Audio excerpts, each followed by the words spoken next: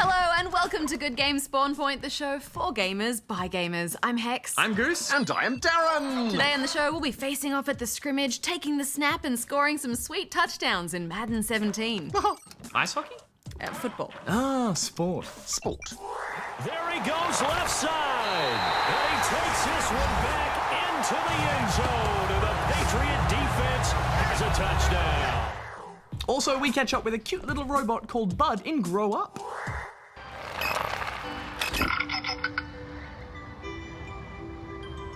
Bud is so cute. And the name stands for Botanical Utility Droid. I'm always fond of robots with acronyms as names. Indeed, Darren, acronyms are handy, but I think it's also time for one of your challenges. Oh, affirmative. Shake up that grey matter, spawnlings. It's time for Darren's Challenge. Today I'm asking you this. Who is the king of the underground featured in the game Undertale? Answer at the end of the show. Oh, I think I might actually know this one, guys, but I'll wait till the end of the show. All right, I'm off to do my gaming picks. Hang on a second, Goose. Article 87, subsection D of the co-hosting guidelines says you must occasionally defer gaming picks to other hosts when you're stepping in for Barjo. I think it's my turn this week. Okay, Darren. That's where he makes his stuff up. I just think that, Oh, subsection 8, article... Oh, he's totally right. Robot knows his stuff.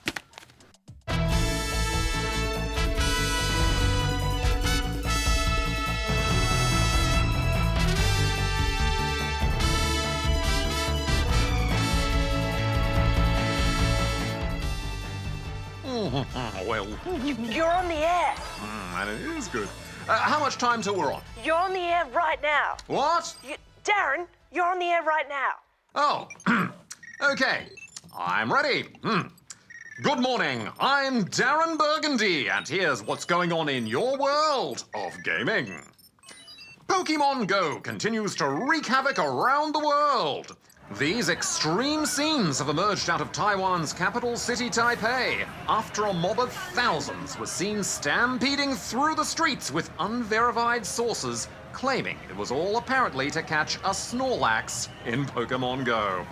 The crowds literally stopped traffic as the seemingly endless stream of people rushed to catch the powerful Pokemon. A group of Melbourne developers have taken Mario and No Man's Sky and smushed them together to create No Mario's Sky. Players can pilot a spaceship to explore an infinite universe of procedurally generated Mario planets where they can stomp on Goombas for the rest of time.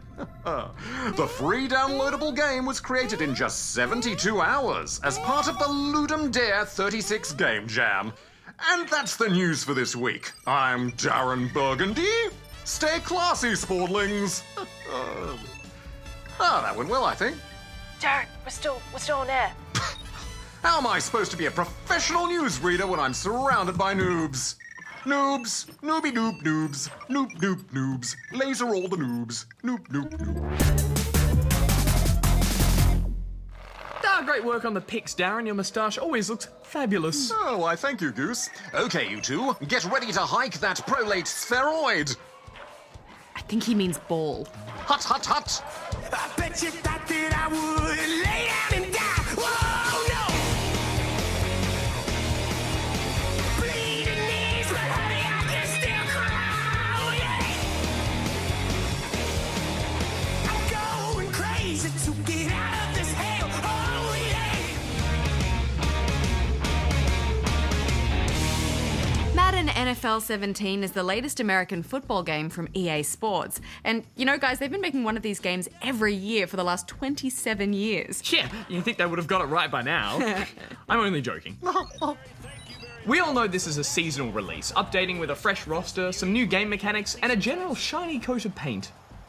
So, what's new in the game this year, Darren? Well, Goose, there are a lot of little changes under the hood. But NFL fans will mostly care about the changes made to the ground game, which is essentially what happens when you've got the ball and want to run with it as far downfield as you can. Takes this one back into the end zone. And the Patriot defense has a touchdown. Touchdown! Now, for someone who isn't that into sports games, I think Madden does a pretty good job of keeping it easy to play. Big button icons pop up over players' heads to prompt you into making the right moves, whether it's dodging a defender or catching a deep throw. And that's caught inside the 30. Touchdown! And on easier modes, the AI does an excellent job of taking care of business. 3 yards on the pick. It's a good thing this game is packed with little tutorials and skill trainers, because it not only teaches you how to play in easy chunks, but you learn lots of American football rules along the way. And let's face it, looking at the menus in this game is information overload. Oh, totally. I mean, I have no idea what half of those plays mean, or most of what the commentators are talking about. If you have the blitz called and you still cover the screen, that allows your blitzers to get there. But in some ways, you don't need to know all that stuff, because this is a game of tactics, and American football is so stop-start in its play, you have the time you need to take in what you need to do. But he's good. So I gotta get the ball over that yellow line. Versus Auburn. And incomplete there. A nice hit. Jars the ball free. Ah, so close. Most sports games have a full season career mode, and Madden is no different with a fully fleshed out franchise mode. One feature I rather liked is the option to only play a game's highlight moments.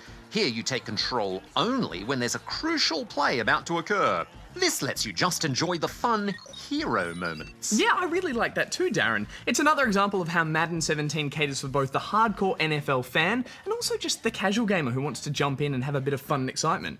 Yeah, obviously you're gonna get more out of this game though if you're into the sport. Aaron Rodgers leading the Packers. Seeing your favourite players getting stuck right into the nitty-gritty of all the different plays that you can execute.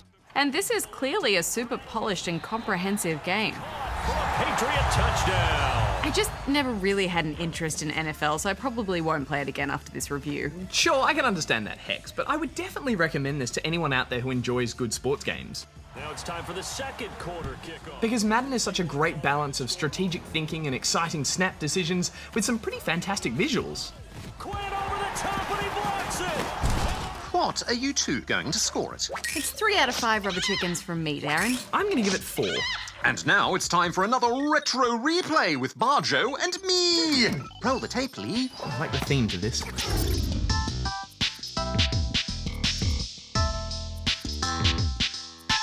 Do you want to know why we're rapping and rhyme? Cause we're about to look way back in time. To check out games from yesterday? They may be old, but they're fun to play. We got the facts that you need to know. Of the radical world of gaming retro. Charging my laser. That's my thing. Barjo. What is it, Barjo?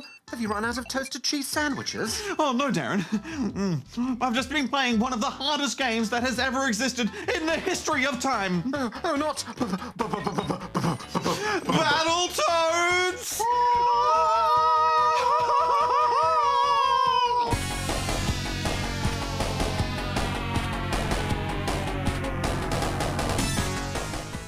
Battletoads came out in 1991 and was critically acclaimed for its multivariate levels and in-your-face combat. It is also widely considered to be one of the toughest beat-em-ups of all time. That's right, Darren. It really was a battle to get through those levels. Enemies were tough and relentless. If you messed up your timing in any encounter, it would cost you dearly. It was also horribly unbalanced. Some areas were merely hard, while others were incredibly hard.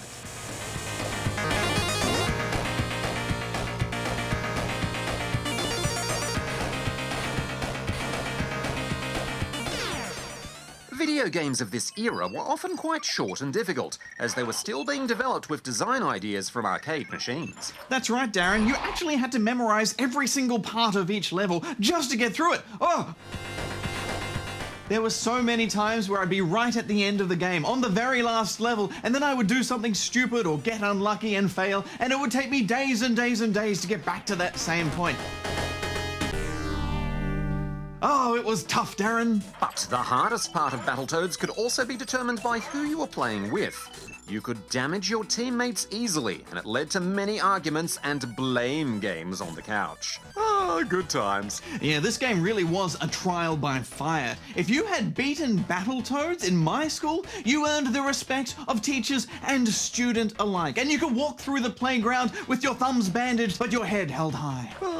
Retro replay complete. Back to you in the studio. Break it down, Darren. bum, bum, bum, bum, bum. Lion King on the Sega Mega Drive was one of my favourite games from the 90s. No, I just miss slap bands and yo-yos and sea monkeys and bubblegum that came in big rolls like that. Oh, it's good Enough times. reminiscing, you two. You're needed at the R spawn point desk. Okay. The 90s. Back before the internet ruined everything. Okay, let's get straight into some questions. And first up, we've got this one from Spike Gaming, who is in Mount Barker, in South Australia. Woof. Because he barks. Like a dog, Yep, right? Mount Barker. Yeah, Mount Barker. Yeah, I'm with you. Hi, GGSP. By the way, I watch all of your weekly shows. Here are my questions. 1. Do you know when the Ratchet and Clank movie comes out in Australia? 2. In the game Overcooked on PS4, what is the main aim of the game? Because at home it is downloading, so please give me some tips. Hex, do these.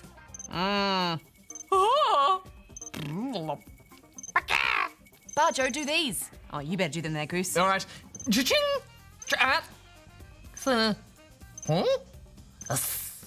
Well done, Goose. Well, Spike Gaming, I seem to remember Barjo answering that question about when the Ratchet and Clank movie will be out a few weeks ago, and he said that it was going to come out on September 26th.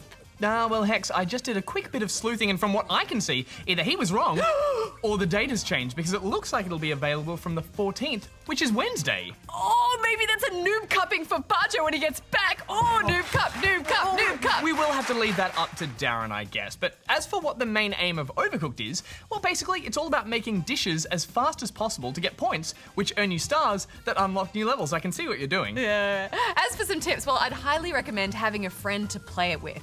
You can play it solo and swap between chefs yourself, but it's not as much fun and it becomes mostly impossible. Yeah. The other main tip, whether you're playing solo or with a friend, is to delegate jobs effectively. So make sure that one chef is always chopping while the other runs over ingredients and puts chopped food into a pot, for example. And if you are playing with friends, then communication is key. Make sure you let them know what food you need chopped or what jobs need to be done, and make sure everyone is working as a team. Yes, some levels do get very tricky and throw curveballs at you though, so you might need to practice a level just a few times before you're able to beat it. Well, good luck with it, Spike. While we're talking about Overcooked, though, we do have this one from Declan, who is in No Man's Sky in New South Wales. Hey GGSP, in Overcooked, can you even defeat the spaghetti monster on level 1? Hex, do these.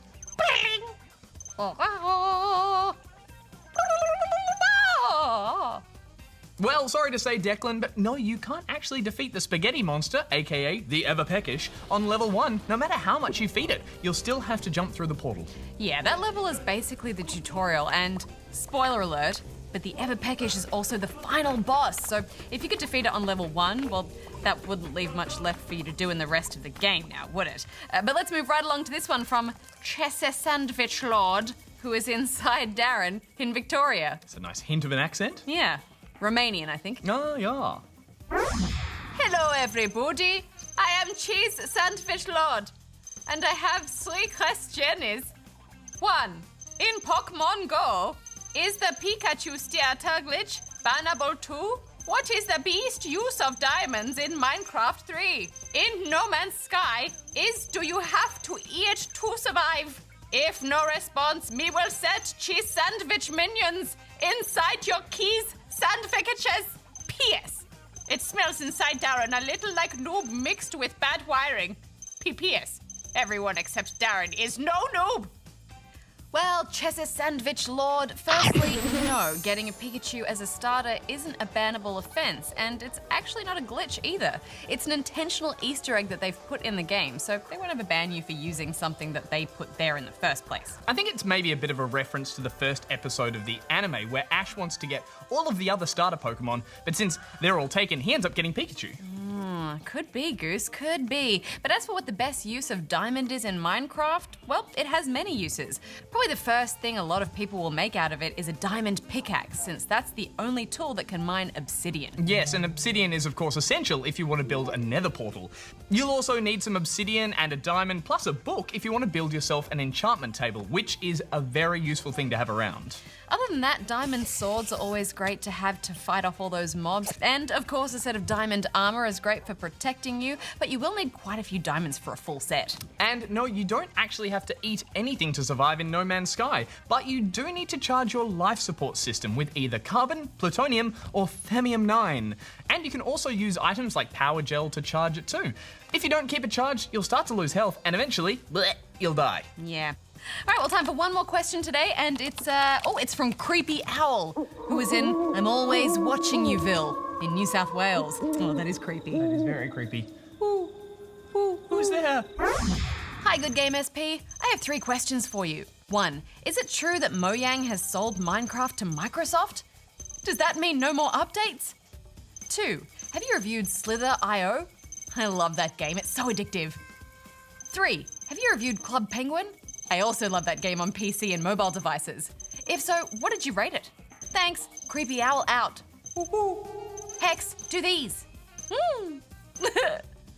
Ah. Well, Creepy Owl, that's true, but it happened ages ago. Microsoft bought Mojang and Minecraft back in 2014, and clearly since then there's been loads of new updates, and it even came to the Wii U, so there's no need to worry about them stopping support for it anytime soon. And no, we haven't reviewed Slither.io, but I can give it a quick snap review right now if you'd like. Go for it. Well, it's a free browser-based multiplayer game where you control a little wormy snaky thing and try to eat stuff and block or avoid running into other wormy snaky things controlled by other players, and you try to become the biggest wormy snaky thing. It's pretty fun. I'd probably give it a 4.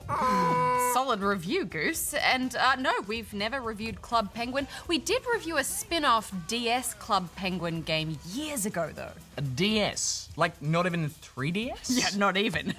I seem to remember it was pretty average. Oh, well, do you want to give it a snap review now, Hex? Of Club Penguin, the original game? The original one. I haven't really played it properly, so it wouldn't be fair for me to score it. But if you like hanging out online and playing mini games with penguins, then I guess it looks like a decent game.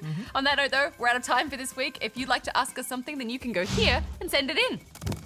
Efficient question answering. Yeah, you too. Oh, thank you. Snap review. That could be a new segment.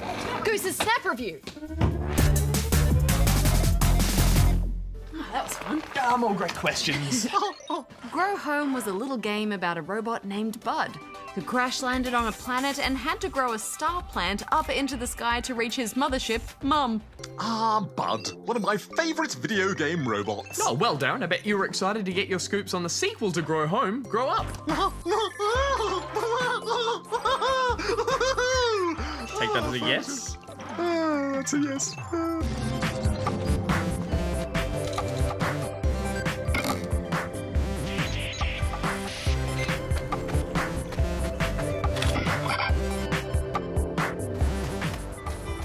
This time around, it's not just Bud that's crashed, it's Mum too. And parts of the ship are scattered all over this planet, high up on its floating islands. In order to reach them to put Mum back together again, you'll have to get growing. Now, I didn't actually play the first game, guys, so this was a wonderful little discovery for me.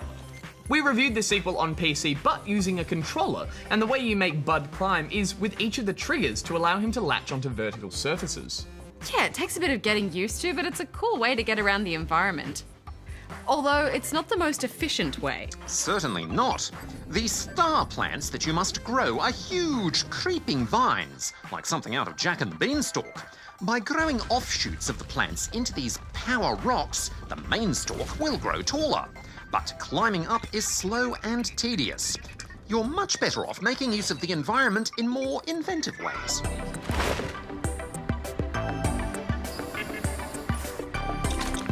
Yes, and luckily there are lots of things in the landscape that help Bud get around.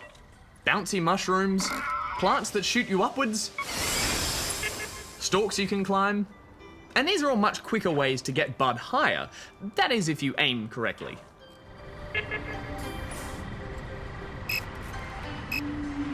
Yeah, the physics in this world can be quite tricky, as gravity isn't the same as it is on Earth, so it all takes a little bit of getting used to. But that challenge is part of the fun. Bud has a little jetpack too, which has a short battery, but makes aiming yourself in long jumps a little easier. Something they've added in this sequel is Bud's ability to store seeds. Once he's analysed a plant, he can store the seeds for future use. So if you ever find yourself in need of a bouncy mushroom or a lily pad to get across a pond, Bud can grow one on the spot. Yeah, that was definitely a cool addition. But even though Bud collects all these seeds, I only ever really found a use for the mushroom.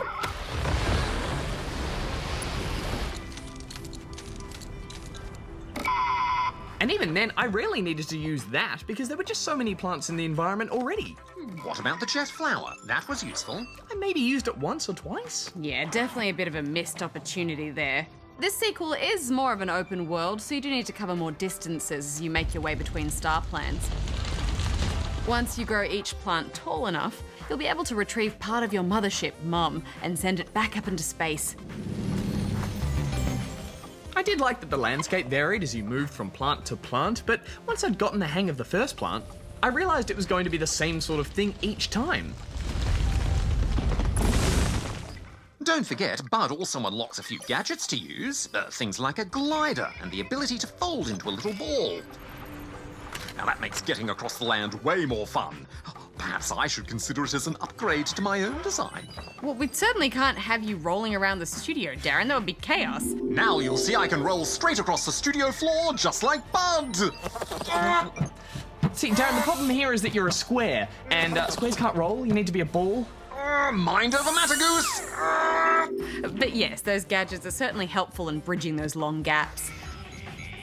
Checkpoints are dotted at various points up the star plant, but if you fall before making it to the next one, it means climbing all the way up that stretch all over again.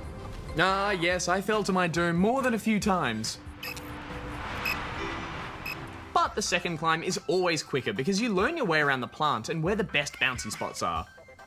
I have to say, even though this core mechanic is quite simple, it's very clever too. The way you're limited in how you're able to traverse this environment makes for a fun challenge.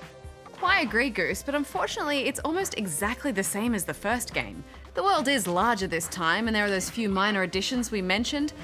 But there isn't much progression in terms of game design with the sequel, it's just more of the same.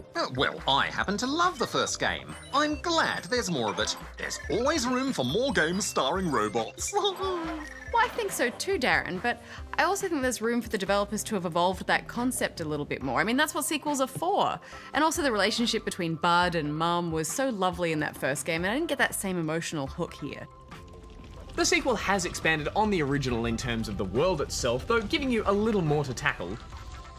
So for me, jumping in fresh, I quite enjoyed it. Yeah, it's understandable. If you loved Grow Home and are keen for more, then you'll really love this. I personally would have just loved to have seen some new ideas. I'm giving it 2.5. I'm going to give it 3 out of 5 rubber chickens. Well, Darren, we are almost at the end of the show, and that means... It's time for the answer to my challenge! Oh! At the start of the show, I asked you this. In the game Undertale, who is the king of the underground? And the answer is... Asgore Dreamer. Ah, yes, Asgore, a great musical theme to his character. Next week on the show, we jump into the role of a perilous postie and deliver gravity-defying packages in Unbox.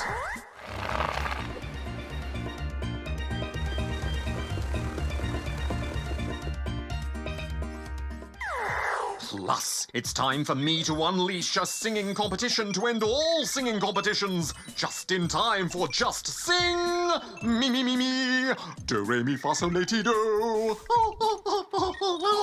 Now that I'm without your kisses, I'll be needing stitches.